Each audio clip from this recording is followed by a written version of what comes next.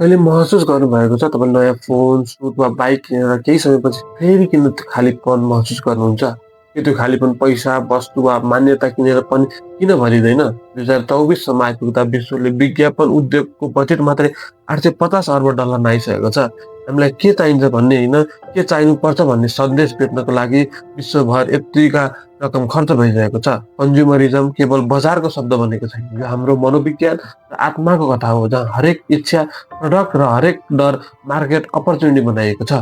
कन्ज्युमरिजम अर्थात् आवश्यकताभन्दा बढी वस्तु किन्ने प्रवृत्ति, जहाँ वस्तु मात्रै होइन, अनुभूति, छवि, सामाजिक पहिचान पनि किनिन्छ। यो केवल आर्थिक शब्द होइन, मानव मनोविज्ञानसँग गाँसिएको संस्कृति हो, जहाँ हामीलाई सन्देश दिइन्छ तिमीले यो पाएनौ भने तिमी पूर्ण छैनौ। अब एकचोटि सोचौँ त, कतिपटक हामीले कुनै वस्तु साँच्चै आवश्यकता भएर किन्यौँ र कतिपटक केवल अरूले के भन्छन् भनेर। हामी प्राय भन्छौँ हामीलाई यो चाहियो, तर वास्तविकता के हो भने हामीलाई चाहिएको होइन, चाहिएको महसुस मात्रै गराइएको हो। जस्तै उदाहरणका लागि तपाईँको मोबाइल अझै राम्रोसँग चलिरहेको छ, तर नयाँ मोडलको विज्ञापन हेर्दा अचानक तपाईँलाई आफ्नो फोन पुरानो लाग्छ।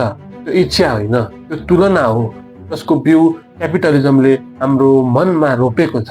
विज्ञापन भन्छ यो लुगा लगायो भने तिमी क्लासी देखिन्छौ, यो पर्फ्युम लगायो भने तिमी कन्फिडेन्स महसुस गर्छौ। तर केही दिनपछि त्यो पर्फ्युम सकिन्छ, तर खालीपन अझै बाँकी रहन्छ। अनि फेरि नयाँ पर्फ्युम, नयाँ कपडा, नयाँ फोन इत्यादि, फेरि नयाँ चाहना। यो चक्र कहिल्यै टुट्दैन, किनकि बजार चाहन्छ तिमी सधैँ असन्तुष्ट रहोस्, ताकि उनीहरूको व्यापार फैलाउँदै जाओस्। गत 20 वर्षमा विश्वभर कन्ज्युमरको स्पेन्डिङ मात्रै हेर्ने हो भने पनि 70% बढेको छ, तर ह्याप्पिनेस इन्डेक्स भने लगभग स्थिर छ। अर्थात् हामी बढी किन्छौँ तर भित्रबाट खाली हुँदै गएका छौँ। हामी बिस्तारै वस्तुको मालिक होइन, वस्तुको दास बन्दै गइरहेका छौँ। हाम्रो समय, हाम्रो ध्यान, हाम्रो आत्ममूल्य सबै बजारको डिजाइनमा फँसेको छ। हामी वस्तु किन्छौँ आफूलाई खुसी बनाउन, तर अन्ततः वस्तुले नै हाम्रो नियन्त्रण लिन्छ। कन्ज्युमरिजम अब केवल बजार होइन, यो हाम्रो चेतनामा पलाएको विचार प्रणाली हो, जहाँ चाहना होइन, असुरक्षा मुख्य इन्धन बनेको छ। इटालियन विचारक एन्टोनियो ग्राम्स्कीले पनि भनेका थिए, शक्तिशाली शासन हतियारले होइन, संस्कृतिले चल्छ। आज त्यो कुरा हाम्रो मोबाइल स्क्रिनमा जीवन्त छ। फिल्म, सिरियल र सामाजिक सञ्जाल मार्फत केही देशका संस्कृति, सौन्दर्य र सोच विश्वभरि फैलिरहेका छन्। यसमा गलत केही छैन, किनकि राम्रो सोच, राम्रो कला र स्वतन्त्रताको भावना जहाँबाट आए पनि ग्रहण गर्नुपर्छ। मानवता त्यही साझा चेतनाबाट अघि बढ्छ। तर समस्या तब सुरु हुन्छ जब हामी बिना सोच विचार, अर्काको मूल्य, सौन्दर्य र जीवनको अर्थ नै नक्कल गर्न थाल्छौँ। आज धेरै नेपाल जस्तै विकासशील देशमा युवाहरू पश्चिमी बलिउड सिनेमा हेरेर सोच्न थाल्छन् त्यो नै जीवनको आदर्श हो। तर ती दृश्य देशको साँचो रूप होइन, यो केवल केही वर्गको चमक हो र त्यसको पछाडि अनगिन्ती अदृश्य सङ्घर्षहरू हुन्छन्। तर बजार त्यसलाई ड्रिम लाइफ भनेर बेच्दछ। त्यही भ्रमले हामीमा कमीको भावना जगाउँछ। किन म त्यस्तो छैन, मेरो जीवन किन त्यस्तो सहज छैन? त्यसैबाट जन्मिन्छ कन्ज्युमरिजम, त्यसैबाट बढ्छ इन्सिक्योरिटी। तर वास्तविक स्वतन्त्रता भनेको अर्काको होइन, आफ्नो चेतनाको सम्मान हो। अर्काको राम्रो कुरा ग्रहण गरौँ, तर आफ्नो जरा बिर्सिएर होइन। संस्कृति साझा हुन सक्छ, तर चेतना हराउनु हुँदैन। स्वतन्त्रकै कुरा गर्ने हो भने साँच्चै स्वतन्त्र त्यो हो जो बजारको स्क्रिप्ट होइन, आफ्नो मनको स्क्रिप्टमा बाँच्न सक्छ। पहिले कन्ज्युमरिजम पसल र बजारमा सीमित थियो, अब यो डिजिटल बजारमा प्रवेश गरिसकेको छ। अब आज तपाईँको मोबाइल मात्र साधन होइन, त्यो बजार हो, जहाँ तपाईँ किन्ने पनि हो र बिक्ने पनि। डिजिटल कन्ज्युमरिजम भन्नाले अब हामी वस्तु मात्रै होइन, विचार, ध्यान र समय पनि उपभोग गर्छौँ भनेको हो। जति धेरै तपाईँ स्क्रोल गर्नुहुन्छ, उति धेरै तपाईँको आँखा, भावना र निर्णय बजारमा बेचिन्छ। सोसल मिडिया प्लेटफर्महरूले तपाईँलाई उपभोक्ता होइन, एक डाटा स्रोत बनाएका छन्। तपाईँले कुन भिडियोमा रोक्नुहुन्छ, कुन पोस्ट मनपर्छ भन्नुहुन्छ, कुन विषयमा रिसाउनुहुन्छ, यी सबै जानकारी तपाईँको डिजिटल प्रोफाइल बनाउन मद्दत गर्दछ। र त्यस प्रोफाइलकै आधारमा एल्गोरिथमले तपाईँलाई चाहिएको होइन, तपाईँलाई चाहिएको महसुस हुने कुरा मात्रै देखाउँछ। त्यहाँबाट सुरु हुन्छ म्यानुफ्याक्चरिङ कन्टेन्टको नयाँ रूप। पहिले मिडियाले समाचार र सन्देश मार्फत जनमत निर्माण गर्थे, अब एल्गोरिथमहरूले तपाईँको ध्यान मार्फत गर्छन्। तपाईँलाई थाहा पनि हुँदैन तपाईँले जुन विचार स्वतन्त्र रूपमा बनाउनु भयो त्यो विचार तपाईँको होइन, त्यो तपाईँलाई फिड गरिएको हो। इन्फ्लुएन्सर, ट्रेन्ड, मिम र एड यी सबै मिलेर एक सटल प्रोपागन्डा बनाउँछन् जसले तपाईँलाई सोध्दैन, सिधै भावनाको माध्यमबाट तपाईँको निर्णय कब्जा गर्छ। र सोच्नुहोस् त कसरी हरेक चर्चित विचार, हरेक डिबेट अन्ततः कुनै न कुनै वस्तु, ब्रान्ड वा राजनीतिक उद्देश्यसँग गाँसिएको हुन्छ। एक भाइरल भिडियो केवल मनोरञ्जन होइन, कहिलेकाहीँ त्यो जनमत परिश्रणको प्रयोगशाला हो। अब कन्ज्युमर र मिडिया अलग छैन, यी दुवै एउटै प्रणालीका दुई पाटा हुन्। मिडिया तपाईँको चेतनामा कथा बेच्दछ र बजार तपाईँको असुरक्षामा समाधान बेच्दछ। अघिल्लो युगमा हामीले वस्तु किन्दै थियौँ, अहिले वस्तु नै हामीलाई किनिरहेको छ। पहिले मानिसहरू बजारमा जान्थे, तर अब बजार तपाईँको कोठामा, तपाईँको हातमा, तपाईँको मस्तिष्कमा छ। र यो बजारको सबभन्दा ठुलो लक्ष्य हो युवा पुस्ता, किनभने युवा पुस्ता भनेको भविष्य हो र भविष्यलाई कब्जा गर्न चाहने प्रणालीले पहिला कब्जा गर्छ तपाईँको ध्यान, भावना र आत्मसम्मान। डिजिटल कन्ज्युमरिजमले आजका युवाहरूलाई अपुरा महसुस गराउने नयाँ तरिका सिकाएको छ। सोसल मिडियामा हरेक पोस्ट, हरेक एड, हरेक ट्रेन्ड तपाईँलाई भन्छ तिमी अझै पर्याप्त राम्रो छैनौ। कसैको जीवन देख्दा लाग्छ त्यो कति पर्फेक्ट छ, तर त्यो पर्फेक्सन पनि रियालिटी होइन, फिल्टर्ड रियालिटी हो। युवाहरू अब वस्तुको उपभोक्ता मात्र होइन, मानसिक तुलनाका उपभोक्ता पनि बनेका छन्। अरूको खुसीसँग आफ्नो दुःखको तुलना, अरूको उपलब्धिसँग आफ्नो सङ्घर्षको तुलना, अरूको अनुहारसँग आफ्नो अनुहारको तुलना, र यही कन्स्ट्यान्ट कम्पेरिजनबाट जन्मिन्छ इन्सेक्युरिटी, एङ्जाइटी र डिप्रेसन। र त्यही असुरक्षाबाट बजारले फाइदा उठाउँछ। जुन कम्पनीले तपाईँको आत्मविश्वास तोड्छ, त्यही कम्पनीले तपाईँलाई कन्फिडेन्स बढाउने प्रडक्ट बेच्दछ। पहिले आत्मसन्देह बेचिन्छ अनि त्यसको समाधान पनि उनीहरू नै बेच्दछन्। इन्फ्लुएन्सर अर्थतन्त्रले पनि यो मनोविज्ञान बुझिसकेको छ। इन्फ्लुएन्सरहरूले के बेच्छन्? प्रडक्ट होइन, लाइफस्टाइल, ड्रिम र भ्यालिडेसन।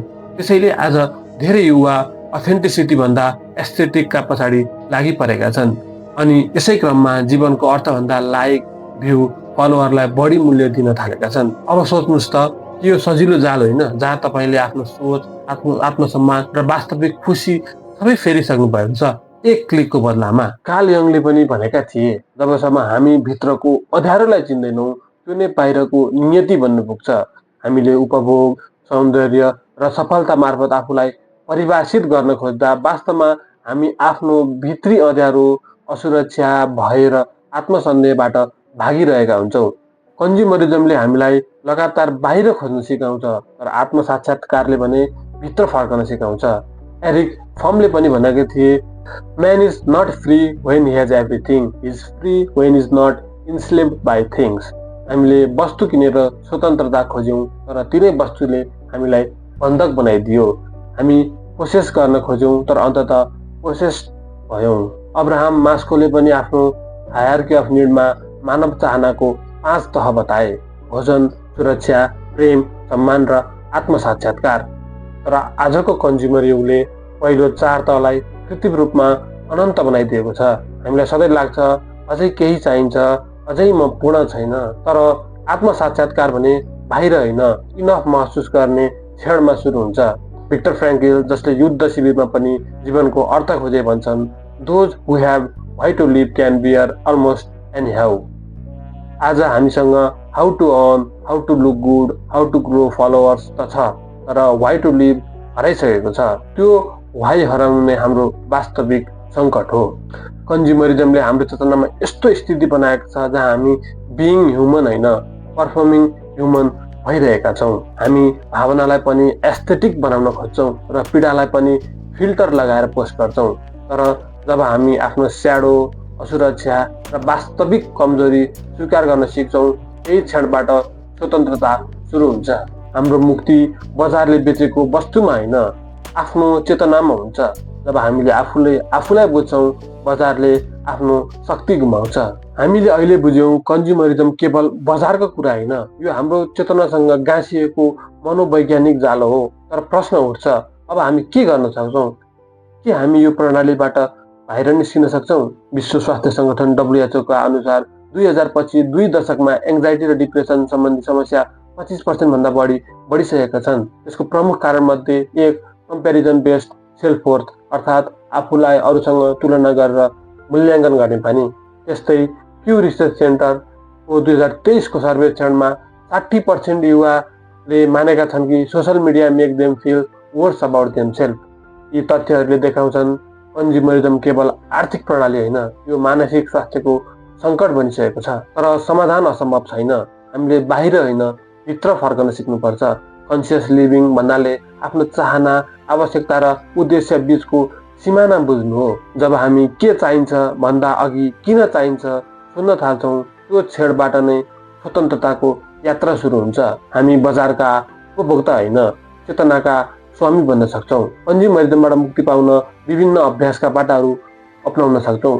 माइन्डफुल कन्जम्पसन, कुनै पनि सामान किन्नु अघि यो वास्तवमै आवश्यक छ छैन भन्ने प्रश्न सोध्ने।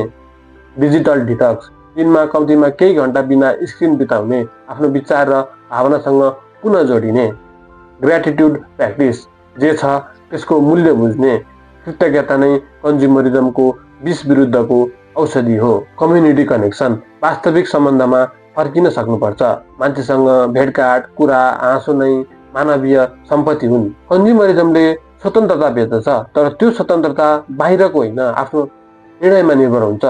स्वतन्त्रता भनेको नकिन्न सक्ने सामर्थ्य हो, फर्केर आफ्नै चेतनामा बस्न सक्ने साहस हो। हामीले बजारलाई नियन्त्रण गर्न सक्दैनौँ, तर आफूलाई सजग बनाउन सक्छौँ।